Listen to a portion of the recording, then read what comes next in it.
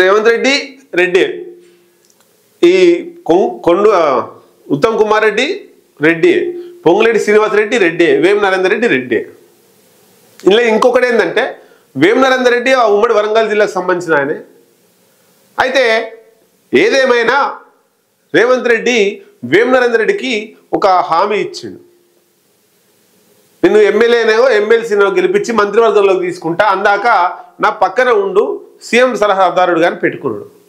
మనకి ఎప్పుడు ఏ అవకాశం వచ్చినా ఎమ్మెల్సీ ఇచ్చి మంత్రిని చేస్తాడు.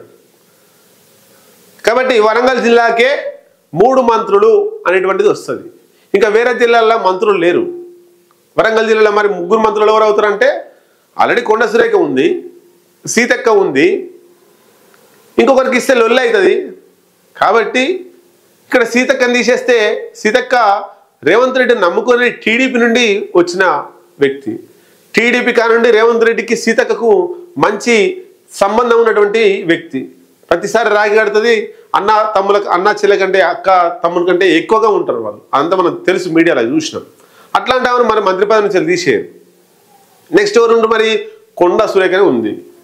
కొండ సురేఖని తీసేస్తేనే వేం నరేందర్ రెడ్డికి మంత్రి పదవి వస్తుంది. ఇది రేవంత్ రెడ్డి టాక్టివ్స్.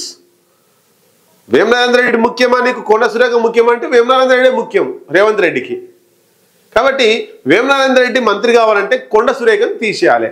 కాబట్టి ఈ ఉమ్మడి వరంగల్ జిల్లాలో ఉండేటువంటి ఎమ్మెల్యేలందరికీ లేపిందంతా కూడా వేం నరేందర్ రెడ్డి గత్తర లేపింది.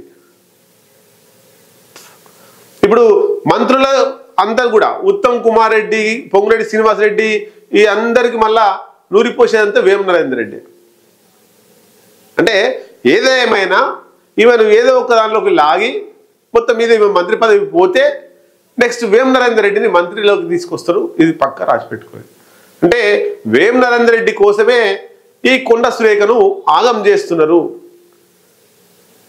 వేం నరేందర్ రెడ్డి మంత్రి పదవి రావడం కోసం, మంత్రి పదవిలో ఉండడం కోసం ఇంకో బీసీ మంత్రిని ఆగం చేస్తున్నారు. మరి అదేదో మంత్రి పదవి తీసేసి మరి వేం నరేందర్ రెడ్డికి ఇస్తే అయిపోతుంది కదా. పాపం ఆమెను ఎందుకు పిచ్చిదాన్ని చేయడం? కొండ సురేఖను ఎందుకు రాజకీయంగా ఇబ్బంది పెట్టడం?